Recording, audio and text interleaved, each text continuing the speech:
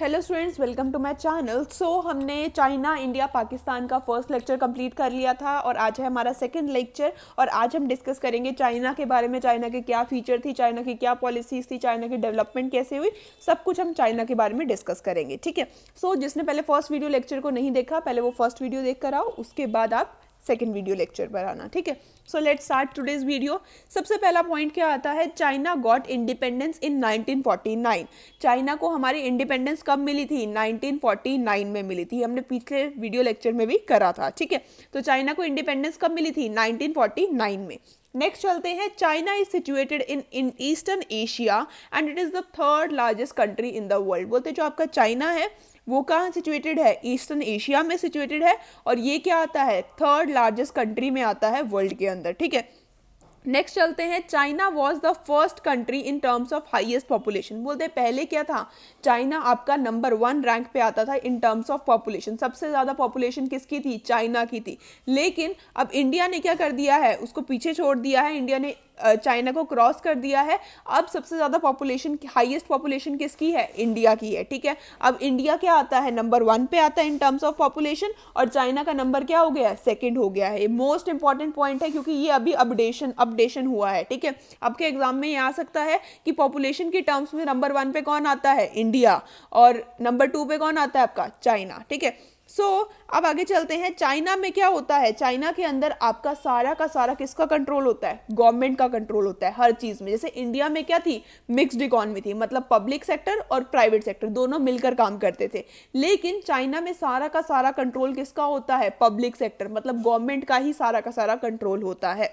In China all the enterprises are owned and operated by individuals under government control. बोलते China के अंदर जितने भी बिजनेस हैं वो ओन्ड और ऑपरेटेड किसके अंडर है? इंडिविजुअल्स ऑपरेट कर रहे हैं, इंडिविजुअल के अंडर ओन्ड है, लेकिन उस पे सारा का सारा कंट्रोल किसका है? गवर्नमेंट का है।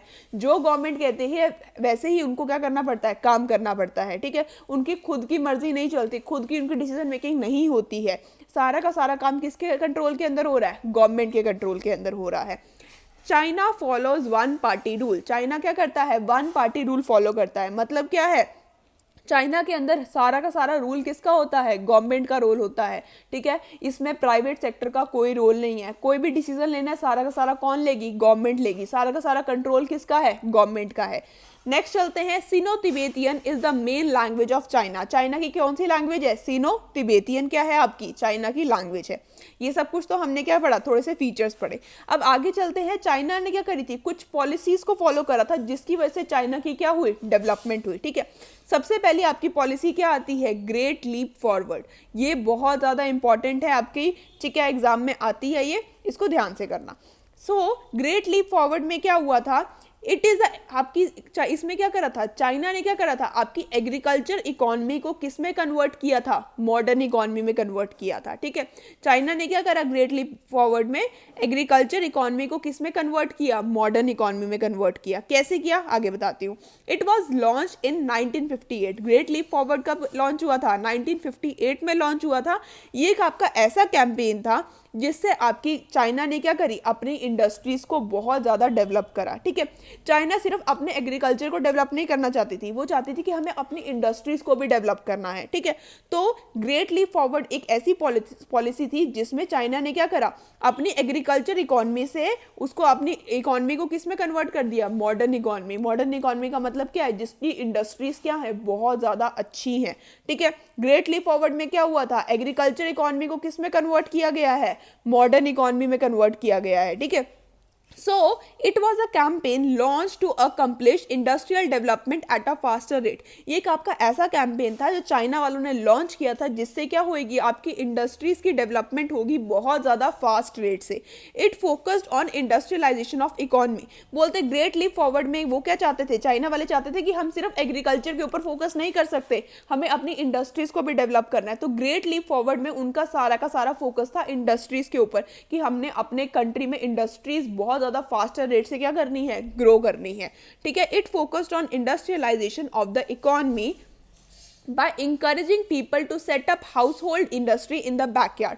और इसने क्या करा, इसमें आपके चाइना ने क्या करा, फोकस करा कि हमने क्या करनी है, ज़्यादा से ज़्यादा इंडस्ट्रीज खोलनी है चाइना के अंदर। और इन्होंने लोगों को क्या करा, इंकरेज करा कि आप क्या करो, अपने घर में भी क्या खोल के रखो, इंडस्ट्रीज खोल लो। कहाँ पे, अपने बैकयार्ड में, ठीक है। तो चाइना में आपके हर एक घर के अंदर क्या होती है, इंडस्ट्रीज होती है, चाहे वो स्मॉल लेवल पर होती है, लेकिन चाइना में आपका हर जगह क्या है, इंडस्ट्रीज है। इसलिए चाइना को क्या कहा जाता है, हब ऑफ इंडस्ट्रीज कहा जाता है। सो ग्रेट लीप फॉरवर्ड क्या था, जिसमें आपकी एग्रीकल्चर इकोनॉमी को किस में कन्वर्ट किया गया है, इंडस्ट्रियल इकोनॉमी या फिर मॉडर्न इकोनॉमी में। मतलब इसमें हम क्या कर रहे हैं, इंडस्ट्रीज की डेवलपमेंट कर रहे हैं। नेक्स्ट पॉलिसी की तरफ चलते हैं, ग्रेट प्रोलेटरियन कल्चरल रेवोल्यूशन। ये आपकी क्या थी, सेकंड पॉलिसी थी चाइना की। In this revolution students and professional were sent to outside country for learning so that they can have high quality education and work and learn. बोलते इसमें क्या हुआ था, इस रेवोल्यूशन में आपके जो भी स्टूडेंट्स थे या जो भी प्रोफेशनल बच्चे थे, उनको क्या भेजा जाता था, चाइना से बाहर भेजा जाता था। किसके लिए, लर्निंग करने के लिए, ताकि उनको एक अच्छी एजुकेशन मिल सके और वो क्या कर सके, वर्क के साथ साथ हर चीज़ सीख भी सके, ठीक है। बाहर की कंट्रीज में जो छोटी छोटी एज के बच्चे होते हैं वो लोग काम भी करते हैं और वो लोग पढ़ाई भी करते हैं, ठीक है। इंडिया के जैसा नहीं होता। सो इस रेवोल्यूशन में क्या हुआ, आपके स्टूडेंट्स और प्रोफेशनल्स को कहाँ भेजा गया, आउटसाइड कंट्री में भेजा गया, ताकि वो लोग क्या कर सके, लर्निंग कर सके और अच्छी एजुकेशन ले सके और वो साथ साथ काम भी कर सके। ये रेवोल्यूशन किसने निकाला था, माओ से टंग ने, ठीक है। माओ से टंग ने आपका ये रेवोल्यूशन निकाला था। ये इंपॉर्टेंट है, याद कर लेना, ठीक है, माओ से टंग। In China, all the toys, stationery items were developed by the small students। बोलते इस रेवोल्यूशन की वजह से ही क्या होता है, आपके जो भी चाइना में क्या होता है, सारे के सारे टॉयज आइटम्स होती हैं, स्टेशनरी की आइटम्स होती हैं, वो कौन बनाता है, सिर्फ छोटे छोटे स्टूडेंट्स ही बनाते हैं। और इंडिया में कोई भी ऐसा स्टूडेंट नहीं है जो ऐसा काम करता हो, ठीक है। सो ग्रेट प्रोलेटरियन कल्चरल रेवोल्यूशन में क्या हुआ, जो आपके स्टूडेंट्स थे और जो आपके प्रोफेशनल्स थे, उनको कहाँ भेजा गया, बाहर वाली कंट्री में भेजा गया, ताकि वो लोग क्या कर सके, लर्निंग कर सके, किसकी, हाई क्वालिटी एजुकेशन की, और वो के लोग क्या कर सके, वर्क के साथ साथ लर्न भी कर सके, ठीक है। थर्ड क्या था आपका, रिफॉर्म्स इन चाइना। बोलते हैं आपके जो रिफॉर्म्स थे, रिफॉर्म्स का मतलब क्या होता है कि हम क्या करें जिससे कंट्री की डेवलपमेंट होगी, ठीक है। ऐसी चीज़ें जो हम फॉलो करेंगे जिससे आपकी कंट्री की डेवलपमेंट होगी। आपकी रिफॉर्म्स को दो पार्ट में डिवाइड किया गया, फेज 1 और फेज 2 में, ठीक है। So in first phase China focused on agriculture, foreign trade and investment. बोलते चाइना की जो डेवलपमेंट था ना, डेवलपमेंट को उन्होंने दो पार्ट्स में डिवाइड किया। पहले फेज में उन्होंने किसके ऊपर फोकस करा, इन फर्स्ट फेज चाइना ने फोकस करा आपका एग्रीकल्चर के ऊपर, फॉरेन ट्रेड के ऊपर और इन्वेस्टमेंट के ऊपर, ठीक है। हमारे क्या होते हैं, तीन चीज़ें होती हैं, ठीक है। तीन तरह के सेक्टर होते हैं। एक होता है, सबसे पहले होता है एग्रीकल्चर या फिर प्राइमरी सेक्टर जिसको कहते हैं, ठीक है।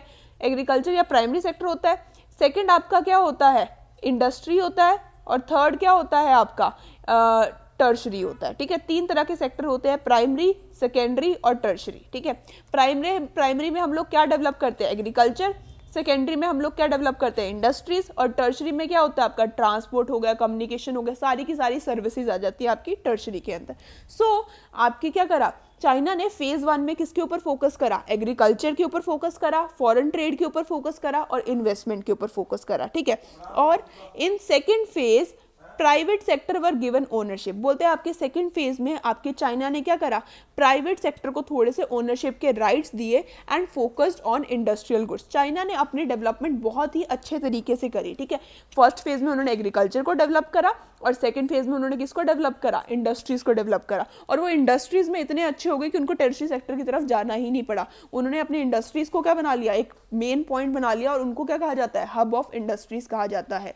और इंडिया ने ऐसा कुछ भी नहीं किया, ठीक है। इंडिया की डेवलपमेंट इतने अच्छी तरीके से हुई नहीं, उनकी पॉलिसीज ही इतनी अच्छी थी इंडिया वालों की, ठीक है। सो हमारा क्या होता है, फर्स्ट फेज में उन्होंने क्या करा, एग्रीकल्चर को डेवलप करा और सेकंड फेज में उन्होंने किसको डेवलप करा, इंडस्ट्रीज को डेवलप करा, ठीक है। नेक्स्ट हमारी पॉलिसी आती है डुअल प्राइसिंग। डुअल प्राइसिंग का मतलब क्या होता है, dual pricing is the reform process in which price of the input and output is fix by the government. बोलते हैं आपके चाइना में क्या चलती है, डुअल प्राइसिंग चलती है। ये एक ऐसा रिफॉर्म है जिसके अंदर आपके किसी भी गुड का प्राइस क्या होगा, इनपुट प्राइस क्या होगा या आउटपुट प्राइस क्या होगा, वो कौन डिसाइड करता है, गवर्नमेंट डिसाइड करती है। फॉर एग्जाम्पल मैं क्या कर रही हूँ, कोई स्टेशनरी बना रही हूँ, ठीक है। स्टेशनरी की मेरी इंडस्ट्री है, तो स्टेशनरी में जो भी मेरा रॉ मटेरियल है उसका प्राइस क्या होगा और जो मेरा आउटपुट बनकर आया है उसका प्राइस क्या होगा, वो कौन डिसाइड करेगी? गवर्नमेंट डिसाइड करेगी। फॉर एग्जाम्पल स्टेशनरी में मैं क्या बना रही हूँ? ज्योमेट्री बना रही हूँ, ठीक है, ज्योमेट्री बॉक्स बना रही हूँ, तो ज्योमेट्री का रॉ मटेरियल कितने का आएगा? 10 रुपीज़ का आएगा। ये कौन डिसाइड करेगा? गवर्नमेंट डिसाइड करेगी।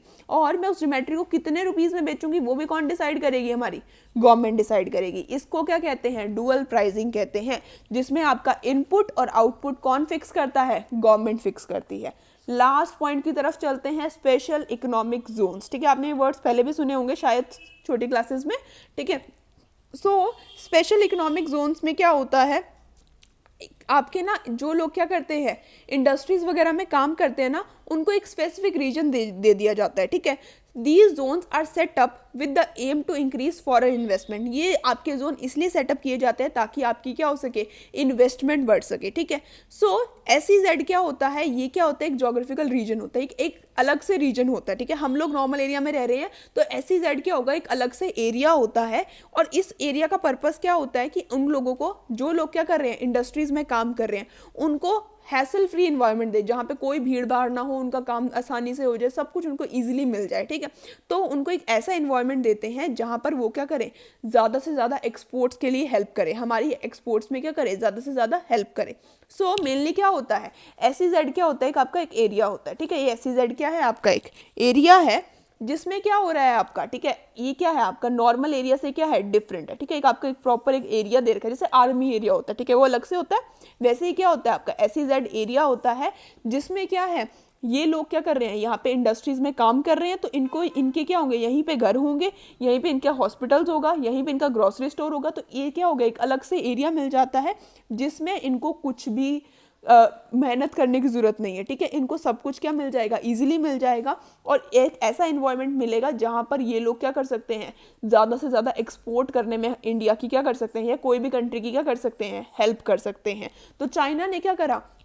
जो लोग क्या कर रहे थे? इंडस्ट्रीज में काम कर रहे थे, ठीक है, उनको क्या दे दिया? स्पेशल इकोनॉमिक जोन वाला एरिया दे दिया कि तुम लोग यहाँ पर जाके रहो, यहाँ पर तुम्हें मेडिकल फैसिलिटी भी मिलेगी, यहाँ तुम्हें घर रहने के लिए भी मिलेगा, तुम्हें सब कुछ मिलेगा, ठीक है। और तुमने किसके ऊपर फोकस करना है? ज़्यादा से ज़्यादा तुमने क्या करना है? प्रोडक्शन करनी है, और ज़्यादा से ज़्यादा क्या करने हैं? एक्सपोर्ट्स करने हैं, ठीक है। सो और ये लोग क्या करते हैं? स्पेशल इकोनॉमिक जोन में जो लोग रहते हैं, तो चाइना वाले उनको क्या देते हैं? लेबर चीप में देते हैं, टैक्स उनको कम देना पड़ता है, उनको कुछ ना कुछ बेनिफिट्स देते हैं, जो लोग क्या होते हैं? स्पेशल इकोनॉमिक जोन्स में होते हैं, ठीक है।